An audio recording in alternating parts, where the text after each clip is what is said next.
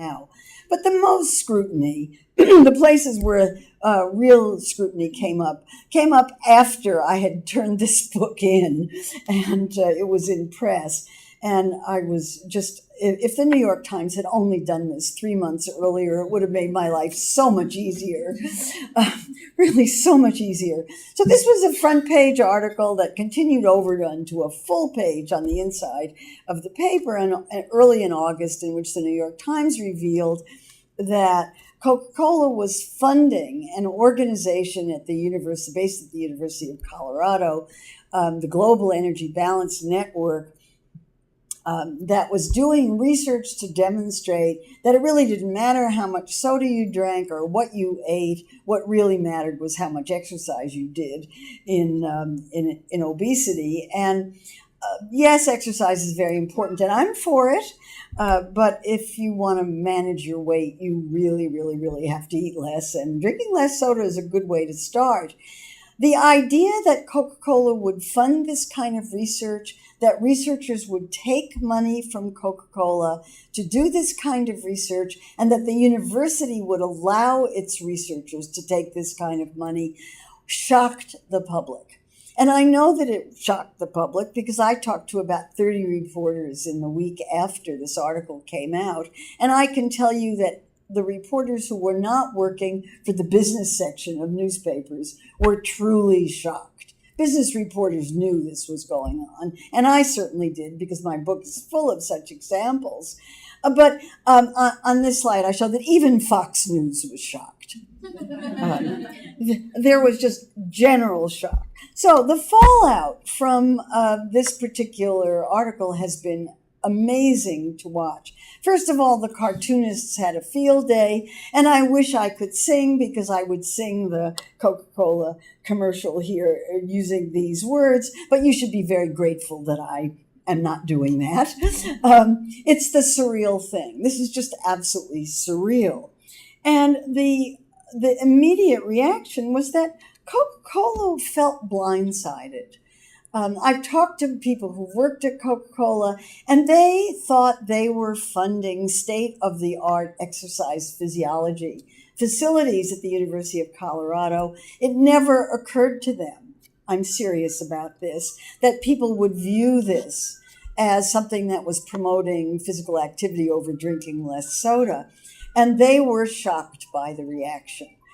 And felt completely blindsided. So they got together. This was a public relations disaster for the company. And the international president of the company, Muhtar Kent, put an op-ed in the Wall Street Journal in which he promised to do better, said that they were going to go completely transparent and totally reveal everybody that they were funding.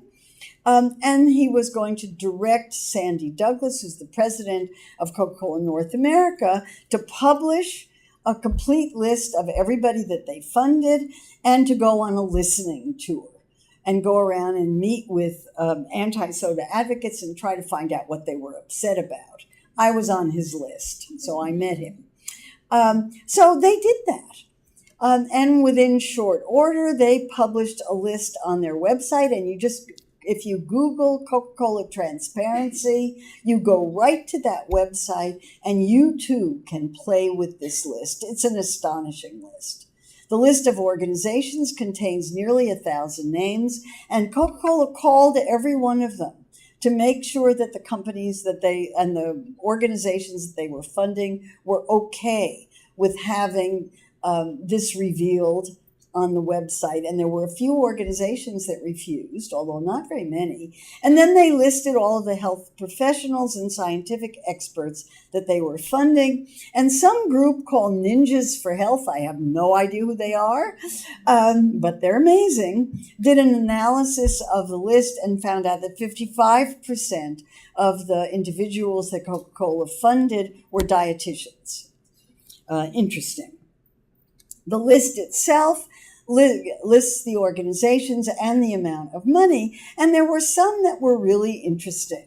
So that the Academy of Nutrition and Dietetics was getting $700,000, $2.9 million to the American Academy of Pediatrics, $3.5 million to the American Academy of Family Physicians. Now, all three of those organizations are organizations in which there was a fair amount of internal dissent over the last few years over the taking of this money. Certainly, the American Academy of Family Physicians, as I write about in the book, and I've got a photograph of an event that group held in which physicians burned their membership cards in protest against taking this money from Coca-Cola. The American Academy of Pediatrics also had a lot of pediatricians who were pretty upset about it. And as part of the fallout from this, by the end of September, Coca-Cola had said that it was ending its financial sponsorship of all three organizations. And it's interesting that all three organizations claimed credit for severing the relationship with Coca-Cola. I don't know who initiated it, but it looked to me like Coca-Cola was ending its relationship with organizations where there was substantial controversy within the organization. The next thing that happened was that the University of Colorado returned $1 million grant to the Global Energy Balance Network because it just felt like it was blood money and it wasn't going to take it. So that's kind of amazing. Coca-Cola said that it would take the money and give it to Boys and Girls Clubs of America, which is an organization that Coca-Cola has funded for a long time. Why would Coca-Cola fund the Boys and Girls Club of America? And then, even more amazing, in November, just a few weeks ago, the Associated Press got involved in this, and they filed government records requests from Colorado to get the emails between the researchers and Coca-Cola, and discovered that Coca-Cola was intimately involved in the research that was being produced by these investigators. And James Hill, who's one of the investigators who was involved in the Global Energy Balance Network, was discovered in an email to be dealing with Coca-Cola executives. I want to help your company avoid the image of being a problem in people's lives and back to being a company that brings important and fun things to them. So that's pretty embarrassing. And the result of that was that the chief Coca-Cola scientist who was involved in all of this and who was the recipient of those emails resigned or was fired, we don't know, resigned. And in the articles about this, it explained that Dr. Rona Applebaum, who'd been with Coca-Cola for a very long time and has worked with the food industry forever, helped pick the group's leaders, create its mission statement, and design its website. It also was intimately involved in deciding what kind of research was being done and in dealing with the publication of that research. One of the first examples that I've been able to find of public evidence that food companies that sponsor research are actually involved in the research. And then, it just goes on and on and on. So now we're into October. We're into December. This is December 4th. Coca-Cola said it would no longer fund the Global Energy Balance Network, and the Global Energy Balance Network went out of business. And then more recently in Europe, the Coca-Cola Europe has announced that it's going to do the same thing in Europe that it's done here and make completely transparent the names of all of the organizations that it's funding. And go through the same, and which researchers it's paying. So huge fallout, thumbs up to Coca-Cola for doing this. This is a big step forward. What the company is going to do now, I have no idea. It'll be interesting to see. An editorial in the New York Times the day after that came out talked about how this defense of soda fizzled, and congratulated Coca-Cola for doing this, and said this whole thing was really shameful to begin with. And New York Magazine, in its naughty and nice section, singled out Coca-Cola as in its naughty section for having funded that in the first place.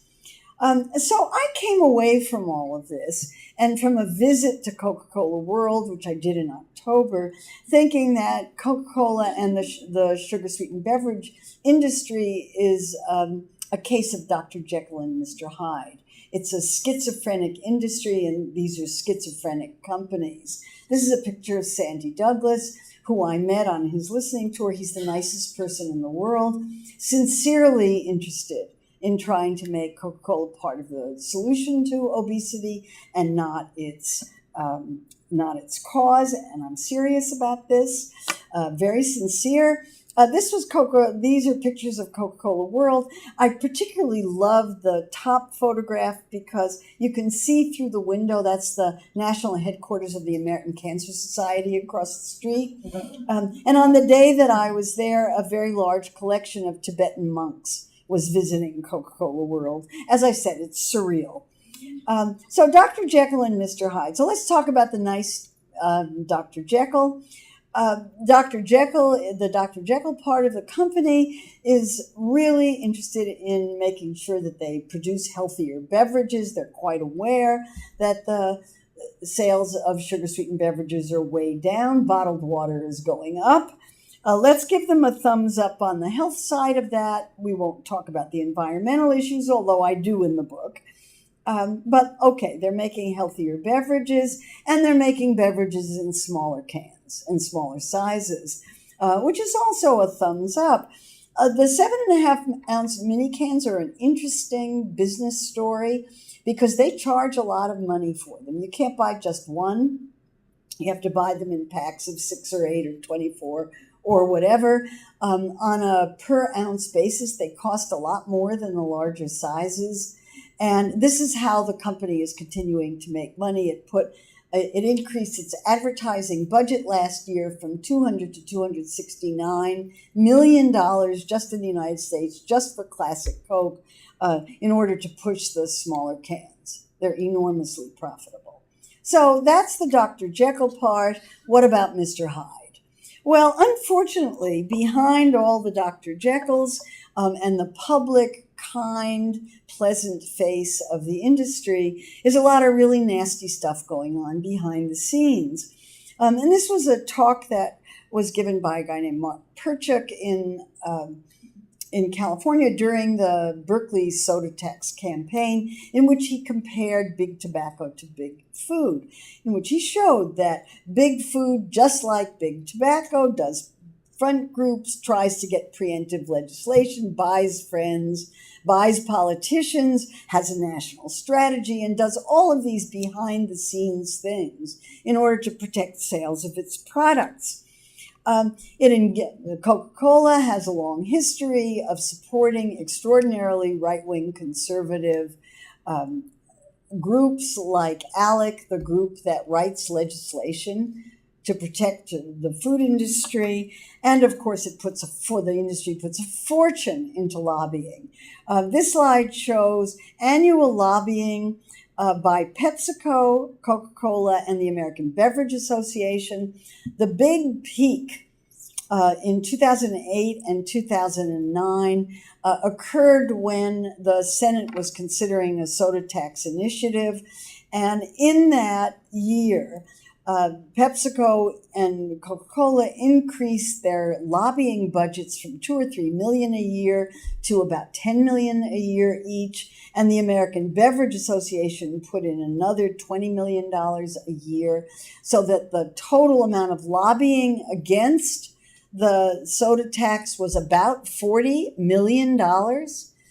And the tax failed. The Senate didn't do anything with it. The soda industry is willing to put fortunes into fighting any kind of public health initiative. And we saw that in New York City very, very clearly during Mayor Bloomberg's soda cap campaign. If you recall, the Bloomberg Health Department had the bright idea of putting a 16-ounce cap on the amount of soda that could be, on individual containers of soda that could be sold in the city. That was immediately translated into a ban. So the health department lost the framing war right away. It was framed as a ban from the get-go.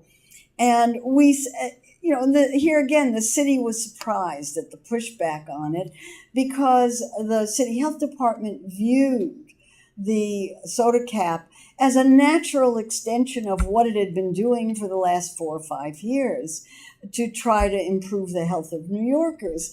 And here's the list of the various city health campaigns, as discussed beautifully by Tom Farley in his book Saving Gotham. There was a ban on cigarettes, a ban on trans fats, requiring of menu labeling, an attempt to tax sodas that failed, an attempt to remove sodas from SNAP that failed. And so then we had the ban on soda sizes, and the most recently is putting warning labels on high salt foods. So the city was surprised by the pushback on it, and the pushback was enormous. And I would give absolutely anything to know how much money the soda industry spent in New York City to fight the ban, because there was, to fight the cap, because there was really a lot of it. So this was an example of the kind of thing that the city health department was doing in the years leading up to the soda cap initiative. This was the famous photoshopped poster from the health department that showed if you drink larger sizes, then it increases your risk for type 2 diabetes. So the first thing the soda industry did was it started putting a bunch of full-page ads in the New York Times. The first one was to attack the science. That's the first action in the playbook of the cigarette industry. Set up this playbook. The first thing you do is attack the science. So the first thing the soda industry did was to attack the science, linking sodas to poor health outcome.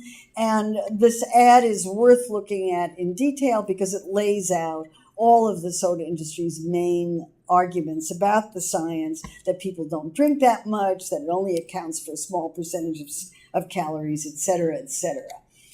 Then they defended self-regulation. You don't have to do anything to us. We're taking care of it ourselves. We're self-regulating. We're not marketing to kids under the age of 12 on television. We've taken sodas out of schools, full sugar sodas out of schools. They don't mention that they did that because they had to, but they did. And then they attacked the critic. And this, of course, is the famous nanny ad that was paid for by the Center for Consumer Freedom. We don't know who was funding the Center for Consumer Freedom to do this. Coca-Cola denies that it supports the Center for Consumer Freedom, and so does PepsiCo. I'm not sure about the American Beverage Association, and I'm quite sure that the National Restaurant Association supports the Center for Consumer Freedom. So this was the ad showing Bloomberg in a dress, and the Bloomberg has a sense of humor, and he was asked about the ads at a press conference later that day, and he said, "Oh, that dress, I would never wear a dress like that. It's so unflattering." Good for him.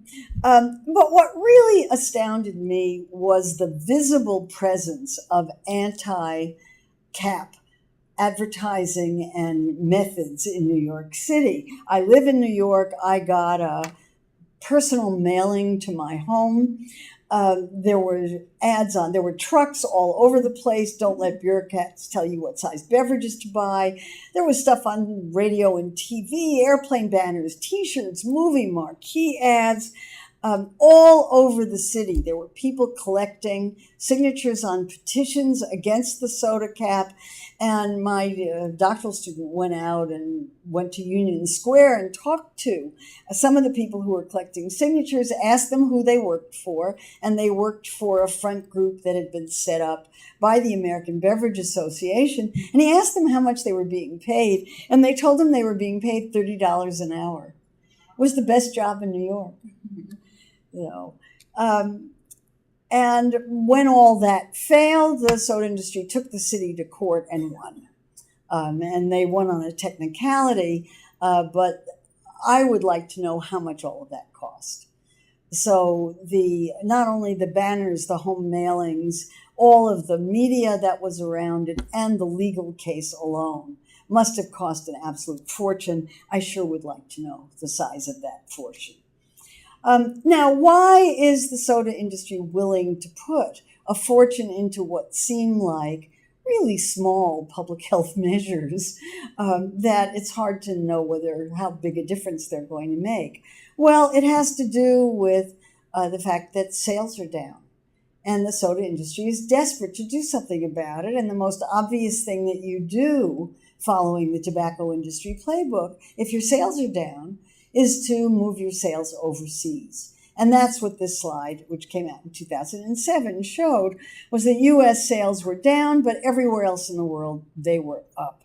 So let me just say something about international efforts to market sugar-sweetened beverages. And I've collected these over the last few years. And these are my favorite examples. India has 1.2 billion people, but not enough of them drink Coke. How's that? PepsiCo is going to invest $5.5 billion in India by 2020. 5.5 billion. That's a B, not an M. Coca-Cola moved into Myanmar the minute it opened up. It's investing more than $4 billion in China. PepsiCo has partnerships in Vietnam to try to push sugar-sweetened beverages all over the world. And here's an example of how it's done. A student in our department sent this to me. I thought it was a really pretty picture. I like it. But that's in Bangkok, just recently taken. This is how it gets done. Or how's this one from Africa? Coca-Cola loves you. Africa and Coca-Cola alone is going to spend $29 billion. That's a B, $29 billion marketing its products in Africa between 2010 and 2020. That's $3 billion a year in Africa, targeting Africa's growing middle class. So that's what's happening, and I would be depressed about it if I didn't think the advocacy efforts were having so great an impact. There are organizations all over the place advocating against soda companies on many, many different grounds, for reasons of health, for reasons of child marketing, for reasons of environmental justice in many, many ways. And I've sort of lost count of the number of organizations, although I have a catalog of the main ones in an appendix in the book. I see anti-soda advocacy as part of a much larger food movement. It's only one part of a much greater food movement, and I really wrote the book as the part standing for the whole. I'm really much more interested in the food movement as a whole, of which this is a part. And I think I see it as part of the Occupy movement, but one with a much clearer focus than the Occupy movement had. And the issue of focus is interesting because the really successful anti-soda advocacy has been over the question of soda taxes. And this is a slide from the Berkeley soda tax. And the Berkeley soda tax won by an electoral percentage of 76%. 76% of the voters in Berkeley voted for a soda tax. And that's okay, it's Berkeley, but I think there's much more to it than that. Berkeley did everything right. It followed advocacy by the book. It involved everybody in the community. It left no community members unsolicited and uncanvassed. It brought everybody together around this issue and gave the issue a really successful frame. It was Berkeley against big soda. This wasn't a public health issue directly. It was Berkeley against big soda, something that resonated very, very well with Berkeley voters. And whenever the soda industry funded a front group or plastered a BART station with anti-tax advertising, everybody could see it was big soda flexing its muscle, and they voted against it. An important, important achievement. Mexico also passed a soda tax, and this is also a very important achievement. Mexico has one of the highest per capita consumption of sodas in the world, and also the highest prevalence of obesity. And the There was a big effort to try to scale back the soda tax. It failed, and the soda tax has remained. So it gets a big thumbs up on that. The Guardian did a very careful analysis of why the Mexican soda tax worked, and the reasons were pretty clear. There was really fantastic advocacy. Alejandro Calvillo, who is the head of one of the advocacy groups that's part of this the Food Health Alliance, did just a fantastic job of leading this advocacy campaign, helped very much by a $16 million donation from Bloomberg Philanthropies, not inconsiderable.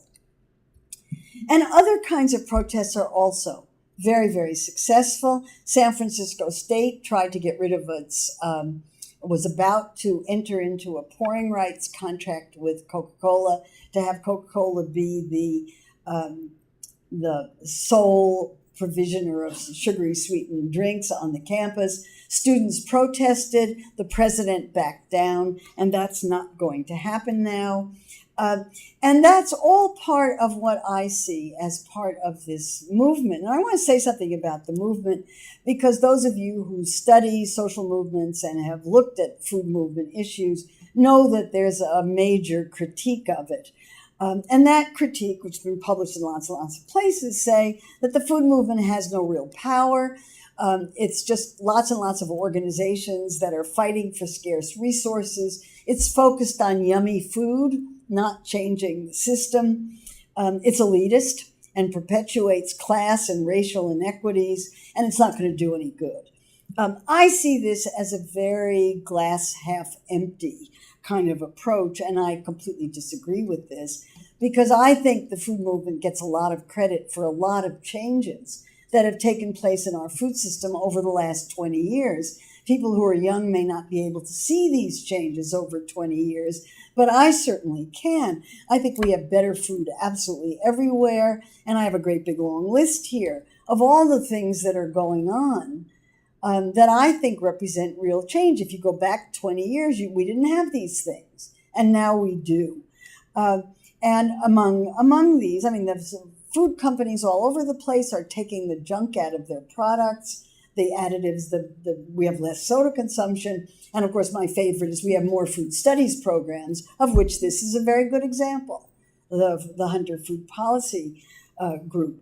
So these are, and let them flourish. Let's have more and more and more of these. They're happening everywhere.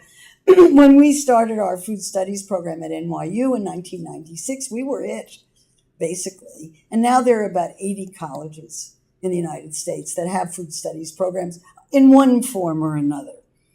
The forms differ, but they're all focused on food system change. Another big change is that many of the organizations that originally focused on let's get yummy food to more people, buy fresh, buy local, or slow food, are now increasingly engaging in politics. We'll vote for Food Policy Action is the one that's most clearly aimed at that. But there's much more understanding among these food advocacy organizations that they have to engage with the political system if they're going to make real change. And it's not just a matter of individual choice, but it is really focused on system change. So here's my list of things that need system changing. And there are lots and lots of groups working on many of these issues, all the way from agriculture policy to public health policy. And of course, what we want is to link agriculture policy to public health policy so that both are considered in making decisions about what kind of political change we enter into. And these are the kinds of things I talk about in this book and in my previous books. So I thank you very, very much for the opportunity to talk to you about this today. Thanks.